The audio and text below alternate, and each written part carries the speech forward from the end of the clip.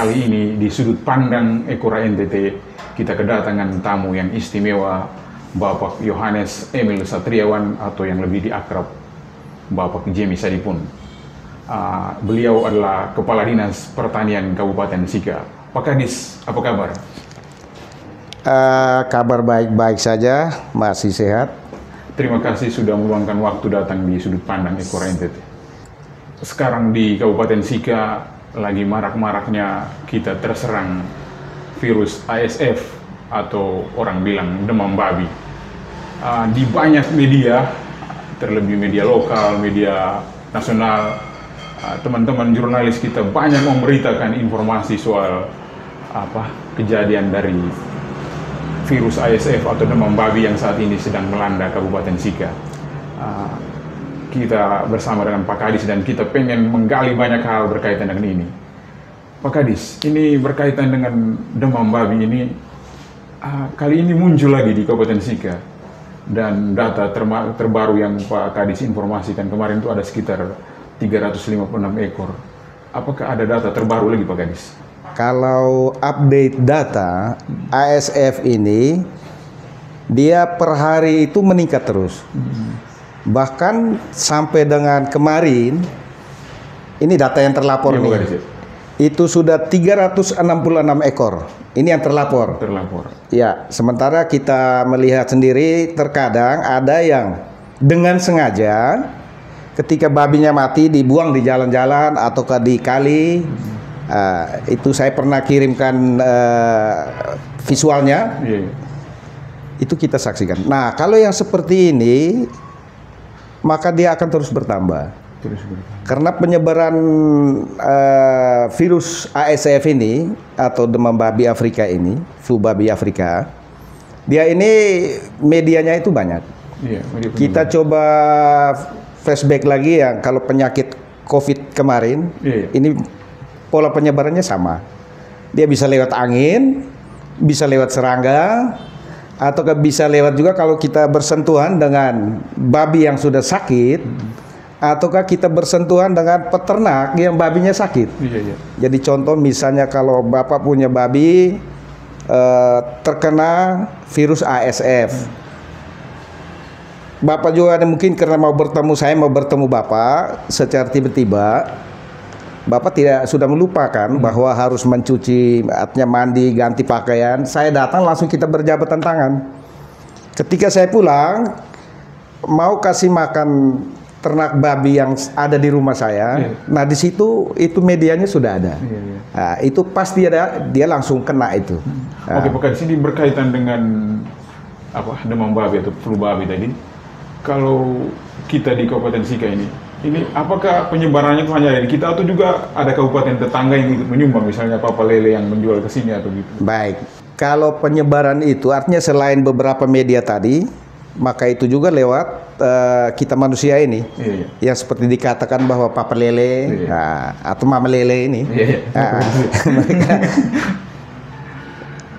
membawa babi dari luar tanpa dilengkapi dengan dokumen, misalnya SKKH dari daerah asal. Nah, ini juga repot. Karena kebanyakan yang mereka beli di luar itu babi-babi yang murah itu. Yang murah itu berarti di sana itu sudah ada penyakitnya. Sudah ada wabahnya, maka orang takut nanti babi ini mati, ya mendingan biar murah saya jual. Nah, kan seperti itu. Hari malam minggu, nah, itu kan ada Papa Lele yang kami dapat informasi, saya tidak sebut dapat informasinya dari mana.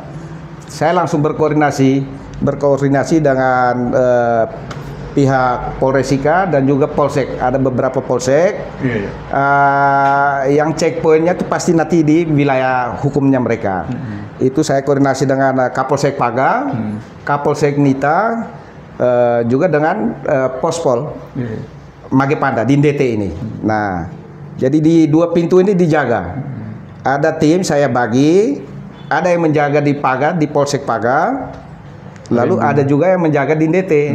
Nah, hari itu juga akhir malam mereka pintar Papa Lele ini. Mereka tahu bahwa kalau siang sampai sore itu pasti ada petugas yang menjaga. Maka mereka masuknya malam. Nah, hari itu mungkin lagi kurang mujur barangkali. Akhirnya mereka sialnya mereka ya, gitu, gadis.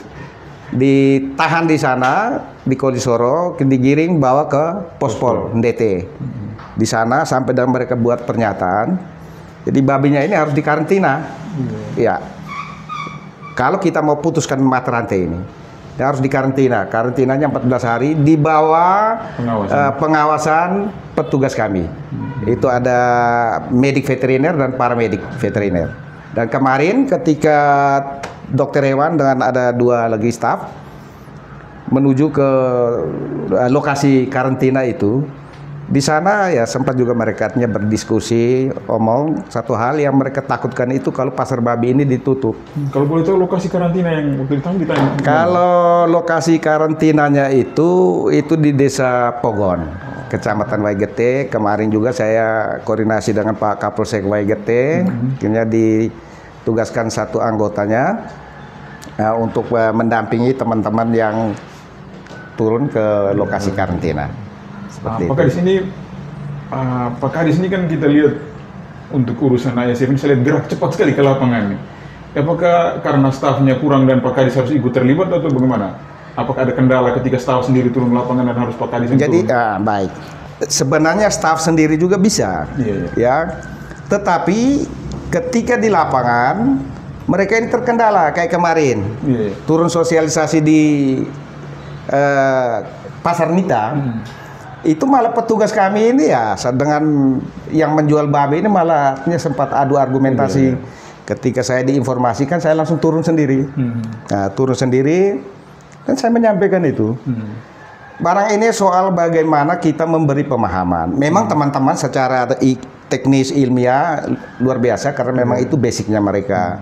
Tetapi ya itu sudah namanya kalau kita mau merubah perilaku itu tidak semudah kita membalikkan telapak tangan ini. Jadi komandannya harus turun juga. Ya harus turun. Kalau kita tidak turun, satu hal lagi prinsip saya tidak bisa kalau hanya menerima laporan. Katanya itu saya tidak bisa. Saya mau itu harus kataku. Artinya yang mereka benar. Nah, seperti itu. Sejauh amatan Pak Kadis. Ini kan saya perhatikan misalnya di Kabupaten Sika peternak atau mungkin perjumpaan Pak Kadis dengan peternak babi itu lain juga. Tapi saya kira di hampir rumah tangga tuh sejak ASF masuk tuh kan orang piara standar itu pakai dari 5 sampai 8 atau bahkan hanya 1 sampai 2. Tapi ketika masuknya ASF ini dia muncul lagi, itu ada yang bahkan berani tidak mau berani piara lagi. Itu menurut Pak Kadis bagaimana nih? Jadi begini, babi ini dia ini khususnya untuk kita di NTT ini itu untuk mendukung ekonomi juga untuk urusan sosial budaya ya. Tanpa babi tentu saya tidak bisa. Misalnya saya punya anak perempuan, bapak punya anak laki, datang bawa kuda belis, saya mau balas harus dengan babi. Bagaimana kalau babi-babi ini sudah mati semua? Nah, ini juga akan terputus tuh Bapak. Terputus. Nah, oleh karena itu satu hal yang perlu dan penting untuk kita jaga bersama itu adalah kita coba bayangkan saja ya. Jangan dulu omong lockdown pasar babi itu sabar dulu ke sana. Itu ekstrim sekali. Coba kita membayangkan saja bagaimana ketika di satu NTT ini babi-babinya sudah tidak ada lagi. Coba kita bayangkan. Itu siapa saja mau papa lele ke mama lele. Engkau yang beli babi yang dengan murah, mau jual juga mau dapat babi dari mana? Kan begitu. Kemarin di Nita itu saya omong dengan saudara-saudara kita yang Papa Lele ini. Saya bilang kalian beli dengan harga yang murah, ya. Tentu kamu jual juga pasti dengan harga yang murah. Tetapi kalau orang sudah tahu ada wabah yang seperti ini, kamu jual misalnya babi yang harganya 1,5 juta, kamu jual dengan harga 100.000 juga pasti orang tidak mau beli karena orang takut, wah ini babi penyakit. Nah, ini juga yang harus kita pahami bersama. Karena apa? Secara teknis ilmiahnya, kita ini Pak, ini buat semua. Untuk yang virus ASF ini, vaksinnya itu sampai dengan saat ini belum ada. Tetapi kami juga berusaha bagaimana caranya. Kemarin kami sudah bersurat ke Kepala Dinas Peternakan Provinsi, minta bantuan serum. Namun serum ini juga produksinya terbatas. Akhirnya kita dibantu hanya dengan vitamin dosis kuat dengan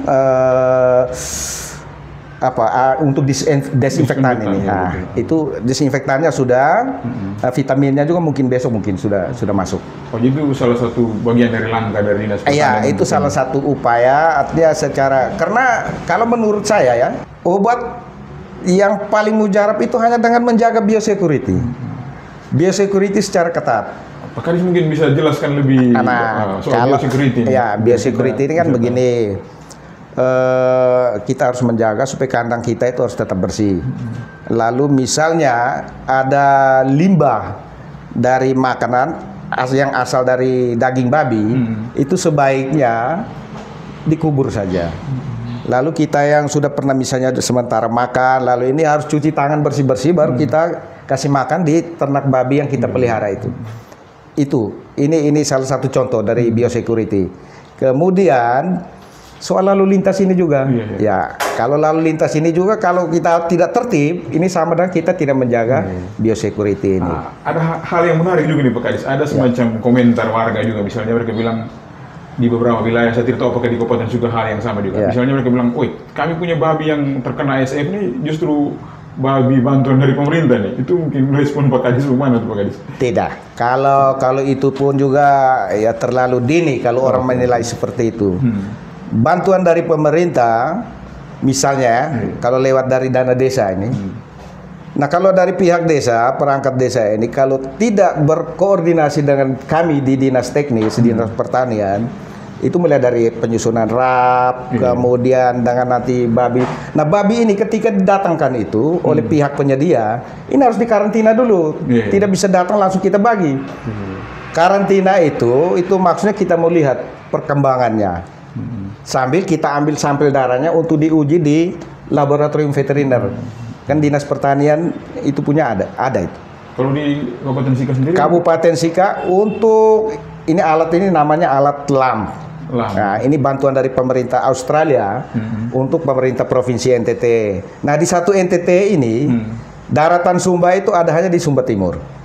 Daratan Timur itu ada hanya di Kupang, itu di dinas peternakan provinsi. Daratan Flores Lembata itu ada hanya di Kabupaten Sika ini.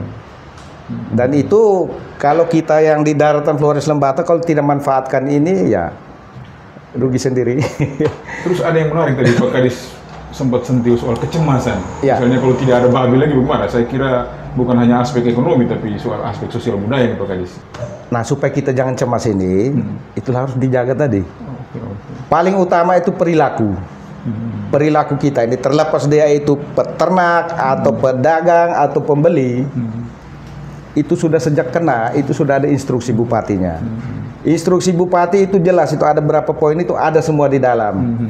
Nah kemarin ketika ada yang ditahan itu, mereka beralasan, wah instruksi bupati itu kami baru tahu. Tapi saya yakin itu hanya alasan. Ya, itu hanya alasan, tidak apa-apa, itu haknya dia untuk menjawab. Ya kami pun juga tidak ini, tetapi yang sudah ada ini harus dikarantina. Karena kalau tidak dikarantina, ini sama dengan kita menjadi agen penyebaran virus ini. Seperti itu. Apakah Pak Kadis bersama staf itu akan terus turun ke lapangan, misalnya setiap hari pasar untuk kampanye soal ini? Misalnya ke Papa Lele atau Mama Lele yang jual babi dari Pak Kadis? Baik, jadi kita ngomong soal KIE ini, itu sebenarnya artinya dari kami langsung turun ke pasar-pasar atau lewat misalnya saat sosialisasi di kelompok tani, kami selalu omong tentang hal ini. Begitu juga lewat teman-teman pegiat media ini. Yang menjadi persoalan apakah orang baca atau tidak? Ya kan? Ini Ekora di media online-nya ada tulis begini. Ini orang baca atau tidak? Tetapi ketika dia baca, dia pasti akan sadar bahwa ini berbahaya nih penyakit satu ini. Memang dia sifatnya bukan zoonosis, tetapi secara ekonomi, budaya, sosial, ini membunuh, mematikan ini. Kalau misalnya ketika tidak ada cara lain yang ditempuh untuk meredam ini, apakah yang tadi kita bilang lockdown itu jadi jalan terakhir tuh Pak Kadis? Jadi itu harus kita diskusikan dulu bersama. Minimal kami harus melapor dulu ke pimpinan di kabupaten ini, karena ini keputusan level tingkat atas ini, ya. Dia harus komunikasikan. Kalau mau menurut saya sih baiknya lockdown aja. Iya. Itu menurut saya. Iya. Tetapi tidak segampang itu. Tidak segampang itu. Banyak aspek yang harus diperhitungkan.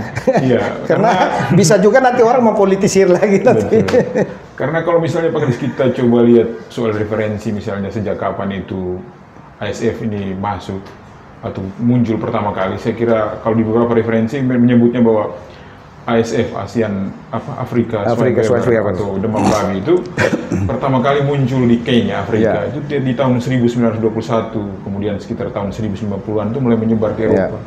Dan saya kira kita di Kabupaten Sika Del Flores itu kita mulai tahu tentang ASF itu di tahun 2020 bersama dengan 2019 itu. Sudah sekian lama begitu kok misalnya banyak orang bertanya kok obatnya tidak ada gitu. Ya. Itu lagi. Jadi kalau Pak bertanya, kok sampai dengan saat ini belum ada? Maka jawaban saya pun juga sangat sederhana saja. Bertanyalah kepada rumput yang bergoyang. Kalau misalnya PMK, antraks, SE, itu ada vaksinnya. Ya. Yang ini mungkin, ini mungkin saja ya. Mungkin kita ini terlalu di daerah pelosok. Ini mungkin di daerah pelosok. Terlalu ini daerah isolir ini, ya nanti saja dulu lah. Kan gitu. Kemudian juga kemungkinan kedua secara teknis ilmiahnya mungkin ini penyakitnya bukan zoonosis. Iya, betul. Tetapi kalau menurut saya sebenarnya bukan alasan itu. Bukan alasan untuk dicari. Harusnya untuk kemakmuran mau ini itu harusnya ada. Karena misalnya kita di NTT atau beberapa provinsi yang mereka punya ketergantungan misalnya ekonomi itu dari babi, ini sangat besar gitu keuntungan. Misalnya saya coba bikin hitungan saja, misalnya 366 ekor tadi yang berdasarkan laporan Pak Kadis yang terlapor tadi, itu misalnya kita taruh saja satu harga babi dengan 5 juta, itu kita bisa dengan hitungan tadi itu bisa sekitar 1,7 mendekat 1,8 miliar. Besar memang. Dan pelihara babi ini yang paling enteng. Paling enak. Tidak repot sebenarnya, tinggal kita siapkan saja pakannya, disiapkan secara baik, sesuai anjuran teknis, aman-aman saja. Saya punya juga ada pelihara babi, jadi di sekitar situ ada yang mati juga, saya punya aman-aman saja. Ya. Mungkin Pak Kadis bisa bagikan resep selain dari Pak Kadis. Resepnya itu hanya satu, jaga biosecurity. Pergi pesta, misalnya makan daging babi, pulang itu sebelum kasih makan ternak kita yang di kandang, sebaiknya kita membersihkan diri dulu. Itu aman-aman saja. Bagian dari manajemen kandang gitu Pak Kadis. Benar. Itu kita jaga sanitasi lingkungan kandang. Terus juga sering dengan menyemprotkan desinfektan. Itu ada yang kalau misalnya desinfektannya terlalu mahal, biasanya pakai dengan sabun cuci, Mama Lemon atau apa, tinggal dikocor, disemprotkan saja di kandang itu. Terus sampai saat ini misalnya apakah tadi misalnya Pak Kadis turun ke pasar-pasar, misalnya di dinas yang Pak Kadis tangani, apakah sudah punya cukup staf misalnya untuk urusan ini, untuk turun ke lapangan misalnya sosialisasi di tingkat kecamatan atau di desa itu jalan juga Pak Kadis? Tetap jalan. Sekarang kami sudah buatkan dengan jadwal. Jadi kayak hari Selasa. Kita start dari hari Senin ya. Hari Senin itu pasti di Pasar Bola. Selasa Pasar Alok. Rabu itu Pasar Ndete Nangablo. Kamis Pasar Nita. Jumat itu Pasar Warikoja. Sabtu itu Talibura dan Lekebai. Dan ini harus terus berjalan. Sehingga tidak ada lagi alasan bilang, kok kami baru tahu. Instruksi Bupati ini kami baru tahu. Tidak ada alasan.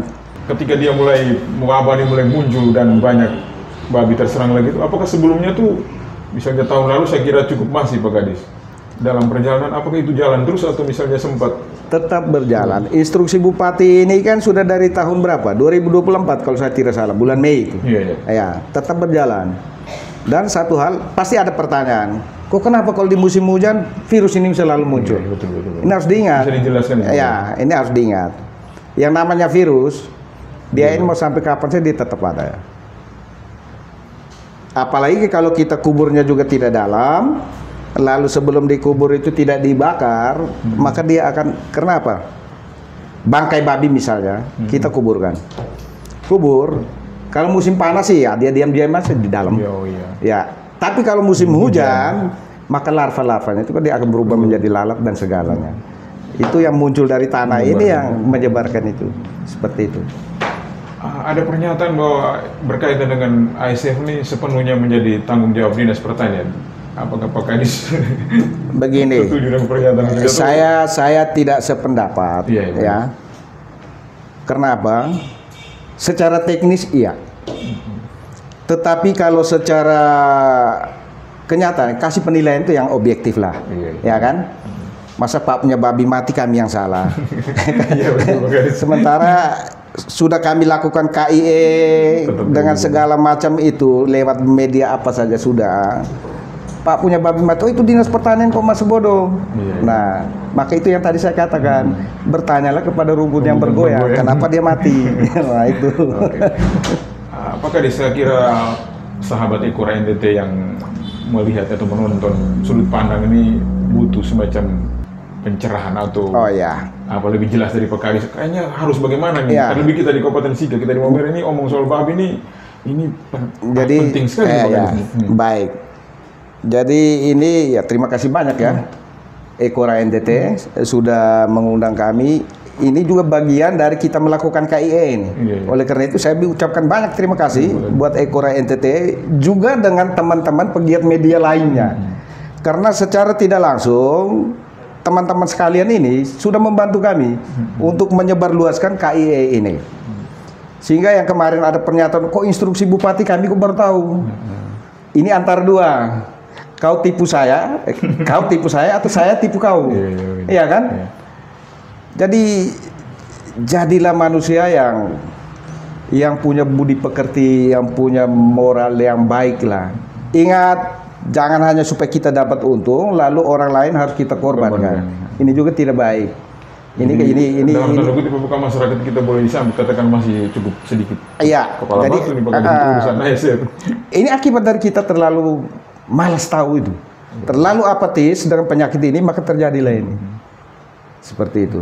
Jadi mungkin penegasan dari Pak Kadis saya kira perlu lagi untuk baik. Untuk ASF. Kalau penegasan dari saya, yang tentu yang pertama bahwa kalau kita tidak berusaha, maka ini akan tetap bertambah. Yang kemarin yang terlapor itu 360 lebih, ya. Mungkin hari ini juga ada lagi nanti yang dilaporkan. Update data saya selalu minta terus. Kalau kita mau hitung lagi dengan yang mati dan dibuang-buang di mana-mana saja itu, ada yang babi mati mereka leis dan jual dagingnya di pinggir jalan, kan Bapak bisa lihat itu. Sepanjang dari Maumere Magepanda, Maumere ke Talibura sana itu ada yang jual-jual di pinggir jalan. Nah ini kan yang kita ini hati nurani ini taruh di mana, ya kan? Sudah tahu ini babi penyakit. Ada yang lebih fatal lagi, ada di salah satu desa di kecamatan, saya tidak ngomong di kecamatan mana. Itu sudah tahu babi itu sakit. Babi itu mati pasti karena penyakit. Tapi orang potong dan baku bagi. Nah ini kan miris ini yang seperti ini. Oleh karena itu lewat momen yang seperti ini, ya, ini sudah sangat membantu kami. Tolonglah teman-teman pegiat media, ya khususnya yang Ekora NTT ini, bantu kami untuk menyebarluaskan hal ini. Babi yang kena ASF dan dipot itu sebaiknya tidak boleh dikonsumsi Pak Kadis? Sebaiknya tidak boleh. Memang dia tidak akan berpengaruh, ya. Tetapi kalau kita coba komunikasikan lagi dengan misalnya dokter manusia, yang namanya penyakit itu cepat atau lambat dia akan berpengaruh terhadap tubuh kita ini. Tidak mungkin tidak. Mungkin dia bisa larinya ke tumor atau ke kanker, kan bisa-bisa saja. Penyakit kan, dia akan menumpuk di dalam. Kontaminasi. Nah, lama-kelamaan kan sel tubuh ini kuat berapa tahan sih? Seperti itu. Jadi sahabat Ekora NTT itu saya kira penjelasan atau pemaparan yang menarik. Jadi ingat ya, yang namanya babi yang sudah mati apalagi terkena ASF jangan dikonsumsi atau jangan dimakan, itu fatal sekali. Memang belum ada semacam riset bahwa makan ada penyakit, tapi kita sebaiknya kita mencegah lebih baik. Lalu satu hal lagi, ini juga saya sangat berharap teman-teman pegiat media ini, Ekora NTT atau media mana saja, RRI atau mana saja, tolong kalau kembali ke rumah, yang paling dekat itu adalah kita di dalam keluarga. sampaikan informasi ini, KIE ini, ya, komunikasi, informasi, edukasi tentang waspada terhadap virus ASF. Kalau kita sudah saling membagi informasi ini, saya yakin dengan tahu dan mau kita sadar tidak membunuh yang lain, maka ini pasti kita bisa atasi bersama. Karena kalau lepas dinas pertanian saja susah. Kami boleh omong mulut berbusa-busa, berdarah-darah juga tetap kalau orang tidak ikuti, tidak dengar ya sama dengan seperti itu. Itu saja saya kira. Pak Kadis, terima kasih Baik, untuk waktu sama-sama. dan kesempatannya, sahabat Eko NTT. Demikian sudut pandang kita kali ini. Hal yang sangat menarik sekali kan kita omong soal babi, apalagi tentang demam babi. Kita di NTT, kita di Flores, terlebih kita di Kabupaten Sika. Kalau omong tentang babi ini bukan hanya soal aspek pemenuhan aspek ekonomi, tapi juga soal sosial dan kebudayaan kita. Dan penegasan atau semacam 1-2 catatan dari Pak Kadis tadi kiranya menjadi penting untuk kita semua. Pak Kadis, sekali lagi terima kasih. Sama-sama, mohon dukungan dan kerjasamanya.